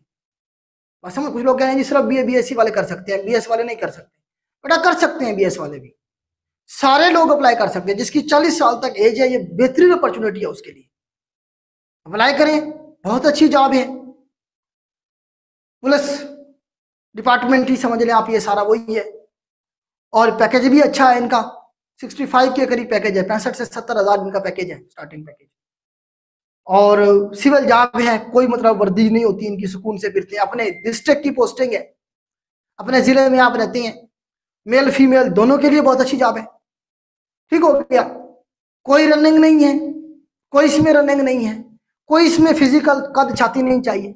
रिटर्न का एग्जाम होगा, साथ में एक इंटरव्यू होगा। इंटरव्यू के दौरान आपसे कंप्यूटर रिलेटेड सवाल पूछे जाएंगे, क्योंकि उन्होंने लिखा हुआ है कि must be computer literate. Computer के बारे में आपको जानना जरूरी है, कंप्यूटर के बारे में आपको पता होना चाहिए कंप्यूटर क्या होता है, क्योंकि ये अभी आहिस्ता आहिस्ता ना सारा सिस्टम कंप्यूटराइज करते जा रहे हैं। कंप्यूटराइज जब करते जा रहे हैं तो उन्हें वैसा बनना चाहिए जो कंप्यूटर का भी थोड़ा सा मास्टर हो। हमारे साहब आ जाएं। आपके क्वेश्चन बेटा मैं देखता हूँ 1 बाय 1। तो ये बेटा आपका मैथ का टॉपिक था, उम्मीद करता हूँ आपका हो गया होगा। जी बेटा मैं क्वेश्चन देखता हूँ। मेरे ख्याल से आमिर साहब शायद मसरूफ हैं, कहीं मुझे सुन नहीं पा रहे। चलें, जो लोग जूम पे बैठे हुए हैं वो क्वेश्चन पूछ ले तब तक। मोटर पुलिस की जॉब्स के लिए क्या एज रिक्वायर है बेटा? वो जो एडवर्टाइजमेंट आएगी उसमें मेंशन होगा। तो मोटरवे पुलिस में 25 ईयर होगी बेटा, 25 साल ही होगी। जो जूनियर पेट्रोल ऑफिसर की सीटें हैं ना, उनके लिए 25 साल होगी मैक्सिमम एज, इससे ज्यादा नहीं होती। बेल्ट फोर्स है, जो पेट्रोल ऑफिसर की सीट आएगी ना, पेट्रोल ऑफिसर की सीट आती है एफपीएससी के जरिए, उसमें एज लिमिट 30 साल होती है। उसमें ड्राइविंग टेस्ट लेते हैं, ड्राइविंग टेस्ट लेते हैं, लाइसेंस जरूरी नहीं होता, टेस्ट लेते हैं वो। ड्राइविंग आपको आनी चाहिए, अगर नहीं है तो आप 2 दिन लगा के भी सीख सकते हैं वहां पे, बकायदा गाड़ी चलवाते हैं ना वो। मैंने दिया था बेटा उसका ना, रिटर्न का एग्जाम भी मेरा पास हुआ था पेट्रोल ऑफिसर का, था ये एफपीएससी के जरिए। 2020 में था शायद, मुझे याद नहीं आ रहा, 19 में या 20 में था। तो ड्राइविंग उनकी प्रॉपर वो लेते हैं, टेस्ट लेते हैं, कद छाती भी होती है उसमें। तो पेट्रोल ऑफिसर के हवाले से पेपर बेटा यही होता है, सब्जेक्ट यही है। अगर आप एक दफा कर लेंगे तो आपको ये हो जाएगा सर पुलिस में 40%। जी बेटा पुलिस का जो सिलेबस होता है ना, जो पिछले साल एग्जाम हुआ था उसमें 70 नंबर का इंग्लिश और कंप्यूटर का पोर्शन था। उससे पहले जो हुआ था उसमें 80 नंबर का इंग्लिश और कंप्यूटर का पोर्शन था। तो अभी भी कम से कम जो सिलेबस आएगा 60 से 70 नंबर का जरूर आपका कंप्यूटर और इंग्लिश का पोर्शन होगा। उसके लिए आप पास पेपर बाय इम्तियाज शाहिद साहब की जो बुक है उसमें जो इंग्लिश और कंप्यूटर का पोर्शन है सबसे पहले वो करें। किसी एकेडमी को ज्वाइन करने की अभी आपको जरूरत नहीं है, उससे पहले आप या क्या करें, ये वाला पोर्शन कंप्यूटर और इंग्लिश अच्छी तरह से कर लें वहां से। उसके बाद फिर किसी को अगर ज्वाइन करना है तो करें। जी आमिर साहब क्या क्वेश्चन है? इधर से भी जरा देखें जूम पे भी।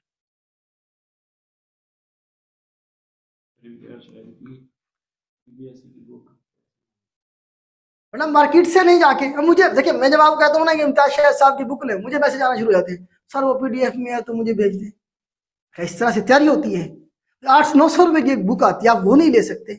और हमेशा हार्ड फॉर्म में स्टडी होती है। मैं थक गया हूँ ये बात क्या क्या। सॉफ्ट में मोबाइल में आप कितना पढ़ सकते हैं मुझे बताएं? आधा घंटा, 1 घंटा। हमेशा हार्ड फॉर्म में। मैं क्यों कहता हूँ आप लिखा करें, अपने नोट्स बनाया करें, क्यों कहता हूँ मैं? ये हमेशा स्टडी होती है हार्ड फॉर्म में, या प्रिंट ले लिया करें, या बुक से पढ़ें, या फिर अपने खुद के नोट्स बनाएं। नहीं बेटा अलग से नहीं होती। तो वो जो पेपर होगा, पेपर के एंड पे पेज होगा आपके पास, आधा पेज होगा कम से कम। हाफ पेज होगा बेटा उसमें आपके पास। एएसएफ का पेपर बेटा ईद के बाद ही जाके होंगे, अभी काफी टाइम है, काफी टाइम है, ये आप कर लें। अच्छा बलूचिस्तान के बेटा मैं देख रहा था, मुझे जो मिली अभी तक 35 का रेफरेंस मुझे मिला है, कहीं पे 36 भी है, 37 का भी है। मैं ये काउंटर चेक करूंगा इंशाल्लाह अगेन।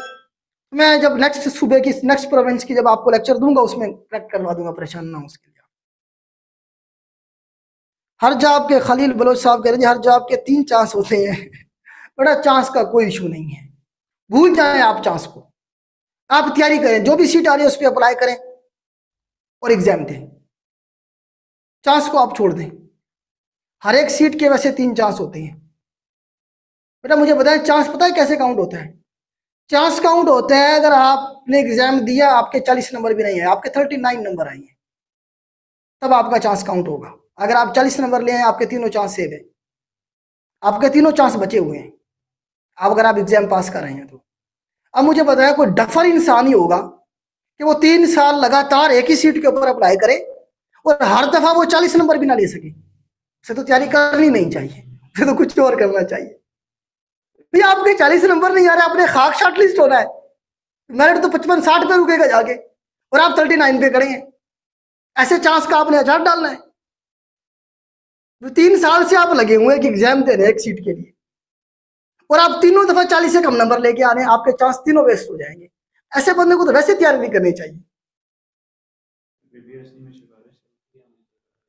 बेटा देखें अगर आपके पास सिफारिश है तो फिर आप चला नहीं, इधर आप क्या करें, जाए आप यूज करें जाके अपना जो आपका रिसोर्स है। यहाँ तो वो लोग आते हैं जो अपने मेरिट पे कुछ करना चाहते हैं। मैं आपको ये नहीं कहता कि पाकिस्तान में जो 100% हर चीज ठीक है, मैं आपको ये कहता हूं कि अगर फर्ज कर लेते हैं 5% करप्शन है, ये मैक्सिमम लिमिट बता रहा हूं आपको मैं, इतनी हो सकती है। 95% तो मेरिट पे हो रहा है काम, आप छोड़ दें उस 5% को, आपने क्या करना है उस 5% का? आप 35% से निकालें सीटें, आपको तो एक सीट चाहिए ना, आपके लपास मैदान 95% है, आप उसमें से सीट निकाल लें, आप छोड़ दें बाहर में जाए 5%। पाकिस्तान जैसे मुल्क में चले मान लेते हैं कि 5% होता होगा, मैं नहीं मानता कि इस तरह भी होगा, कमीशन में नहीं होता बेटा, फेयर होता है काम। एक दफा हुआ था, उसके लिए हमने खुद एहतजाज किए थे 2020 में 21 में। उसके बाद जब वो केस पकड़े गए सारे, उसके बाद बिल्कुल खत्म हो गई करप्शन मुकम्मल तौर पे। जो नया चेयरमैन आया था इसने बड़ा अच्छा काम किया था, बहुत सारी चीजें रिफाइन की थी। तो बताने का मकसद ये है कि आप लोग क्यों इधर अपने आप माइंड को डाइवर्ट करते हैं? आप पढ़े, आपका काम पढ़ना है। फिर मैं आपको कहता हूं कि अल्लाह ताला की जात सबसे बड़ी मुनसिफ है, हम मुसलमान हैं, हमारा कुरान मजीद पे यकीन है कि अल्लाह पाक अपने कुरान मजीद में बता रहा है, अपनी किताब में बता रहा है कि इंसान को वही कुछ मिलता है जिसकी जुस्तजू करता है। अगर आप मेहनत कर रहे हैं और आपको ये यकीन नहीं है कि यार मेरी मेहनत कोई और ले जाएगा, इसका मतलब तो ये है कि आप अल्लाह ताला की जात और उसकी किताब का इनकार कर रहे हैं। आपको ये यकीन नहीं है कि मैं मेहनत कर रहा हूँ, मेरा मेहनत का सिला अल्लाह पाक मुझे देगा भी सही कि नहीं देगा। हम मुसलमान है यार, क्या हो गया हमें? हमें तो यकीन होना चाहिए कि हम मेहनत करें, हमारी मेहनत किधर नहीं जाएगी। वो मुनसिफ है दुनिया में सबसे बड़ा, अगर वो नहीं इंसाफ करेगा तो मुझे बताएं फिर कौन इंसाफ करेगा? इंसान का लफ्ज का वजूद नहीं हो सकता। तो आपका काम मेहनत करना है, मेहनत का जो सिला है वो अल्लाह पाक की जात ने कब देना है, कैसे देना है, कितना देना है, ये उस जात का काम है, आपका और मेरा काम नहीं है। असल में हमारा भी इशू ये है कि जो काम हमारे करने का होता है हमने वो नहीं करना। ये पाकिस्तान में हमारी इदारे का मसला यही है, अबे हमने अपना काम नहीं करा, दूसरे के काम में टांग अड़ाना है। ये ऐसे क्यों कर रहा है, ये ऐसे क्यों हो रहा है? भाई तेरा जो काम है वो तू कर अपना, अपने आप सारी चीजें सेट हो जाएंगी। आपको जो काम है आप वो करें। कमीशन करप्शन कर रहा है नहीं कर, आप रोक सकती है, मैं रोक सकता हूं, अगर कर रहा है तो नहीं रोक सकते भैया। हमारा जो काम है अपने हिस्से का काम करें, अपने हिस्से की सीट ले निकल जाए, अपना काम करें। हम कोई पाकिस्तान के जो है ना प्रेसिडेंट थोड़ी है, प्राइम मिनिस्टर थोड़ी है कि हमने जाके वहां पर रिफॉर्म्स करनी है, हमारा काम नहीं है ये। जी बेटा मैथ का बेटा मैंने आपको बताया indiabics.com लेक्चर सुनेंगे ना, उसमें मैंने बताया हुआ है। indiabics.com की जो बुक है, आप वो बुक कह रहा हूँ, वेबसाइट पे जाएंगे, आप गूगल पे जाके लिखेंगे, वहां पे जो मैंने आपको 10 सब्जेक्ट बताए हैं, 10 टॉपिक बताए हैं, हर एक टॉपिक की डिटेल क्वेश्चन भी मौजूद है प्रैक्टिस करने के लिए, और उनके सोल्यूशन भी मौजूद है, हल भी मौजूद है उनके, वहां से आप करेंगे।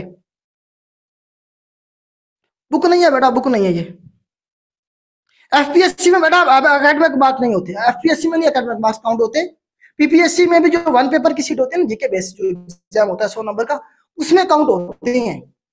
जो होती है ना 200-300 नंबर के सब्जेक्ट जिसमें कुछ ना कुछ लिखना होता है, सब्जेक्टिव जो पेपर होते हैं उसमें एकेडमिक मार्क्स पीपीएससी में भी नहीं काउंट होते, एफपीएससी में तो बिल्कुल नहीं होते। मैथ को बेटा डेली का मैं देखिए मैं टाइम के बेटा खिलाफ हूं, मैं कभी नहीं कहता कि इतना टाइम दे। आप टॉपिक उठाएं, टॉपिक को क्लियर करें। आप 1 घंटे में कर सकते हैं, 1 घंटे में कर लें, छोड़ दें। 2 घंटे में कर सकते हैं, 2 घंटे में करें। 3 घंटे में कर सकते हैं, 3। आप देखें टॉपिक आपका कवर हो रहा है कि नहीं हो रहा है, उस टॉपिक को हर एंगल से आप कर लें, जान छूट जाएगी आपकी।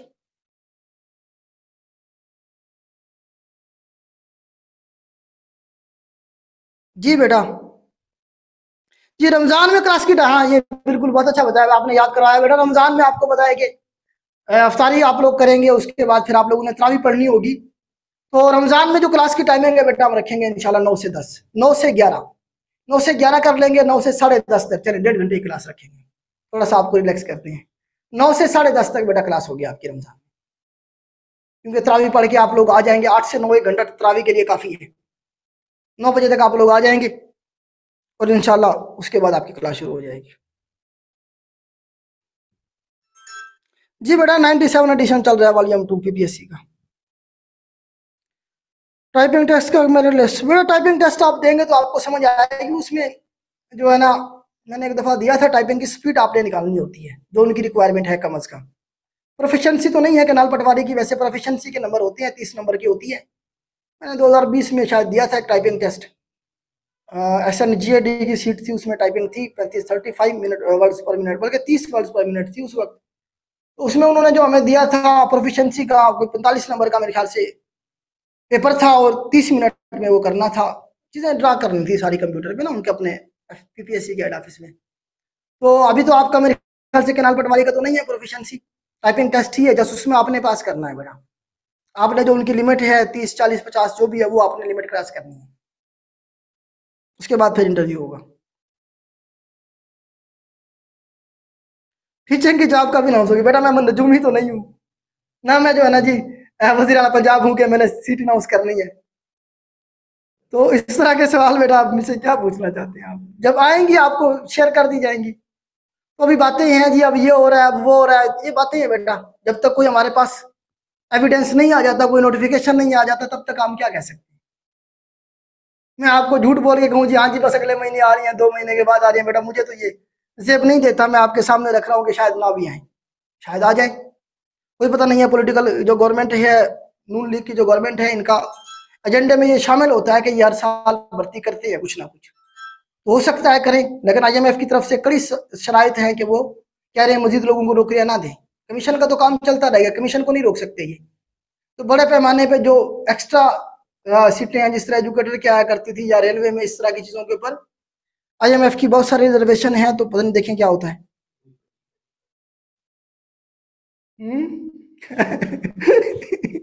बर्तन भी धोने होते हैं अफसारी के बाद। बेटा देखें ये लाइव क्लास होती है, तो उसके बाद आप ले लिया करें। ये सारी रात आपके पास होती है, आप अगले दिन भी ले सकती है।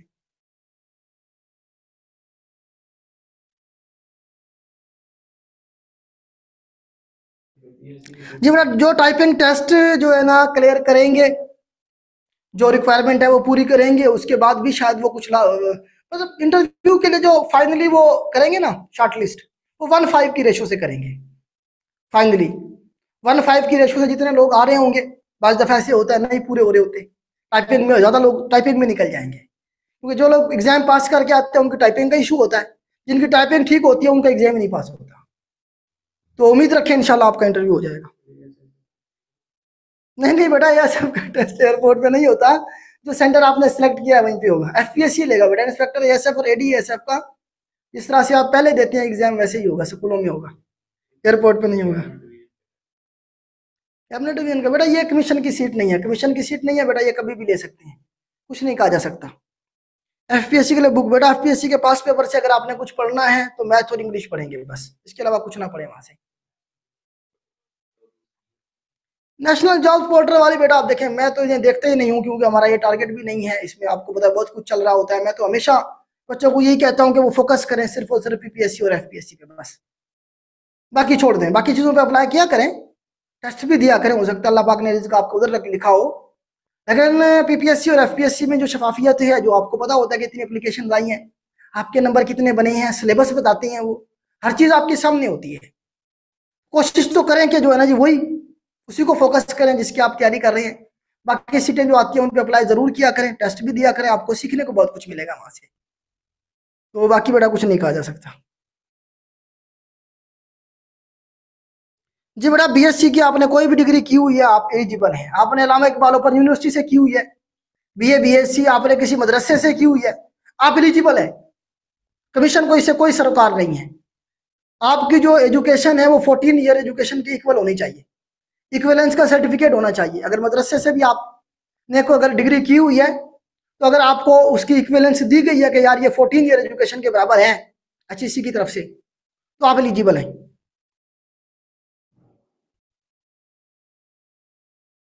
हाँ जी, यूसुफ खान साहब कह रहे हैं जी एमओडी का टेस्ट हुआ है आज, आपके लेक्चर से तैयारी की थी, बहुत अच्छा हुआ। गुड बेटा, बेटा गुड गुड, अल्लाह आपको कामयाब करे जी, हमारी आपकी दुआएं आपके साथ हैं हमारी।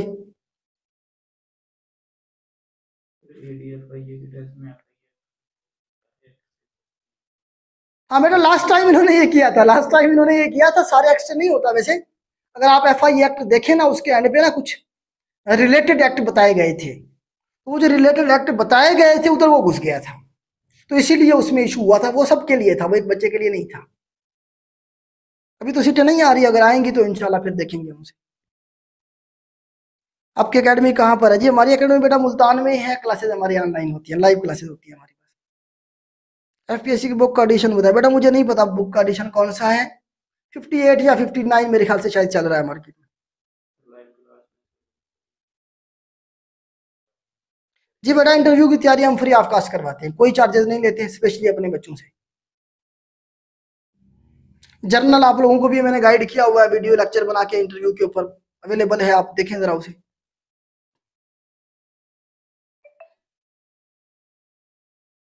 जी बेटा, नेक्स्ट वीक से इंशाल्लाह कोशिश करेंगे हम वही ज्योग्राफी जो है रिज्यूम कर लेंगे दोबारा से। ये बस मैथ का थोड़ा सा आपको करवाना था, क्योंकि आप बार बार कह रहे थे कि सर मैथ करवाएं, तो मैथ का इसीलिए मैंने कहा दरमियान में एक लेक्चर रख लेते हैं, ताकि आप खुद से करना शुरू कर दें, इंडिया डाटाबिक्स पे जाए खुद से करना शुरू कर दें। अब आपको समझ आ गई है किस तरह से हमने चीजें करनी है।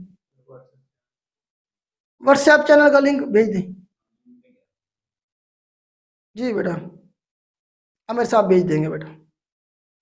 मेरे नाम से ही है बेटा, मेरे नाम से ही है। कोशिश किया करें इसे अपने दोस्तों के साथ शेयर किया करें, क्योंकि आप लोग ही हमारी टीम हैं, आप लोग ही हमारे एम्बेसडर हैं। हम कोशिश कर रहे हैं उन बच्चों के लिए भी कुछ ना कुछ डिलीवर करें जो अफोर्ड नहीं कर सकते। कम अज कम उन्हें हम एक डायरेक्शन तो दें ना कि यार आप इस तरह से तैयारी करें, आप कर जाएंगे। करना आपने ही होता है अल्टीमेटली, जो बच्चे हमारे पास पढ़ रहे हैं उन्होंने खुद ही पढ़ना है। आप जो लोग आए हुए हैं तो आपको भी वही चीजें पढ़ाई जा रही हैं, तो आपने भी खुद ही करना है। अगर आप नहीं करते मेरी क्लास लेने के बाद, तो फिर बेटा मैं कैसे आपको पास करवा सकता हूँ? मैं तो क्या, कोई भी नहीं करवा सकता आपको पास।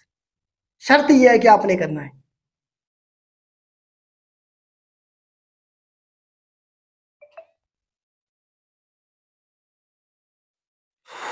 न्यू बैच में कौन सा सब्जेक्ट चल रहा है बेटा? अभी जो सब्जेक्ट चल रहा है वो वर्ल्ड ज्योग्राफी चल रही है नए बैच में।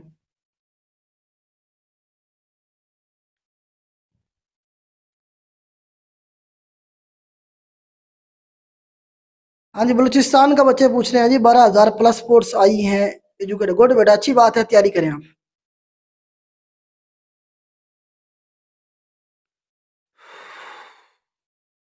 इस्लामिक स्टडी एंड इंग्लिश तो बेटा हमने नेक्स्ट वीक से शुरू करनी है। इस्लामिक स्टडी शायद अगले मंथ में आएगा, उसकी बारी में इस्लामिक स्टडीज की अभी एंड हुई है। इस्लामिक स्टडी तो हमारी पिछले महीने में। चलो बेटा, मेरे ख्याल से आपके सवाल नहीं है। आमिर साहब देखें जरा, कोई क्वेश्चन है? फिर हम क्लास एंड करते हैं। 1.5 घंटा हो गया बेटा, मैं तो खड़ा हूँ, वन साइड खड़ा होकर बोल रहा हूँ, आप लोग तो बैठे हुए हैं, आप लोग तो बैठे हुए हैं बेटा, मैं इधर खड़ा होकर आपको पढ़ा रहा हूँ। बेटा इंग्लिश बुक ऐप के वाले से यूसुफ खान साहब पूछे इंग्लिश बुक ऐप का क्या करें बेटा? इंग्लिश बुक ऐप का बेटा जो पास पेपर में आई हुई है ना, सैनोनिम, एंटोनिम, इडियम्स का पोर्शन है, या वन वर्ड सब्स्टिट्यूशन, ये 4 चीजें होती हैं। बुक ऐप में सैनोनिम एंटोनिम के साथ इडियम्स और फ्रेजल वर्ब या फिर वन वर्ड सब्स्टिट्यूशन का पोर्शन होता है। तो ये आप सबसे पहले जो करें ना, पास पेपर वाले करें, पीपीएससी की बुक में जो आए हुए हैं पहले से रिपीट हो चुके हैं उन्हीं को अच्छे से करें। तो यही मैक्सिमम ये रिपीट हो रहे होते हैं, इन्हीं को कर लें, इसके अलावा कहीं अपने एनर्जी जाया ना करें। तो वन पेपर के स्टूडेंट है वो सिर्फ यही कर लें, काफी है, इनफ है ये। ठीक है।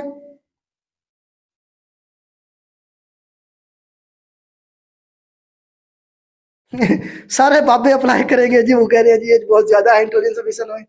बेटा बाबे आपकी तरह नहीं पढ़ सकते, जो बाबे अप्लाई करेंगे ना ये सिर्फ बस गवर्नमेंट को पैसे देने के लिए आएंगे। आप लोग अभी नया खून है, आप नई जनरेशन है, तो आप उनसे ज्यादा नंबर ले जाएंगे, बाबे नहीं कर पाएंगे। बेटा आप लोग अप्लाई करें, छोड़ दें कौन अप्लाई कर रहा है, कितनी एप्लीकेशन है, ये छोड़ दें इस बात को। आपका जो हिस्से का काम है वो करते जाएं बस।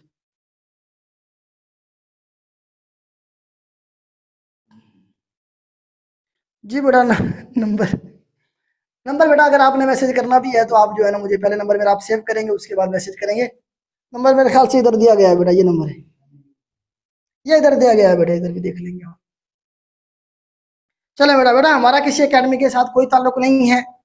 कुछ लोग हमारे नाम पे जो है ना फ्रॉड करने की कोशिश कर रहे हैं, तो हमारा किसी एकेडमी के साथ कोई ताल्लुक नहीं है। स्पेशली मेरा बेटा, किसी एकेडमी के साथ हमारा कोई ताल्लुक नहीं है।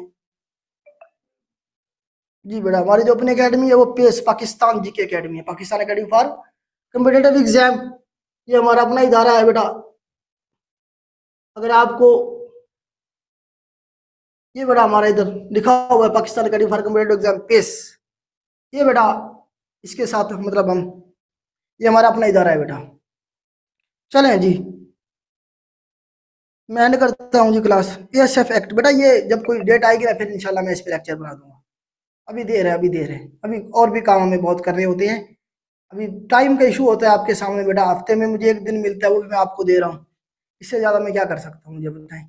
जितना टाइम मिलता है मैं लेक्चर बना के आपको अपलोड कर देता हूँ। यूट्यूब पे आपको बहुत सारे लेक्चर मिलेंगे, सिंध बलोचिस्तान पे मैंने बना दिया है, बाकी प्रोविंसेस पे भी आपको मिल जाएंगे। इंटेलिजेंस ऑफिसर का बेटा ये जीके बेस्ड सिलेबस है, 10 सब्जेक्ट है वही। इस तरह बाकी पीपीएससी के जो सब्जेक्ट होते हैं, जो सीटें आती हैं असिस्टेंट की या इंस्पेक्टर कोऑपरेटिव का, जो जनरल सिलेबस है वही 10 सब्जेक्ट होंगे उसमें।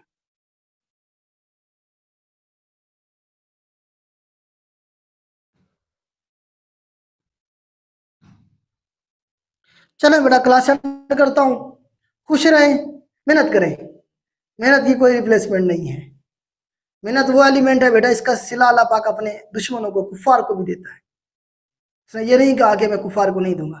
देखें ना, आप अमेरिका को देखें, यूरोपियंस को देखें, मेहनत कर रहे हैं तो दुनिया में लीड कर रहे हैं ना, मेहनत कर रहे हैं तो लीड कर रहे हैं ना, अल्लाह पाक उन्हें भी दे रहा है। हम लोग नहीं कर रहे, हम चाहे मुसलमान हैं, हमें नहीं, हम जलील हो रहे हैं पूरी दुनिया में। यहाँ भी आपको जलील होता हुआ मिलेगा, मुसलमान मिलेगा। कश्मीर में देखें आप, फलस्तीन में देखें आप दुनिया जहान के किसी मुल्क में देखें, इस वक्त सबसे मुश्किल जो टाइम गुजारा है मुसलमान गुजारा। क्यों? क्योंकि हमने दीन को छोड़ दिया, हमने दिन को भी छोड़ दिया और हमने मेहनत करना भी छोड़ दिया। हम मेहनत करना ही नहीं चाहते, हम शॉर्टकट के चक्कर में रहते हैं, और शॉर्टकट जिंदगी में है ही कोई नहीं।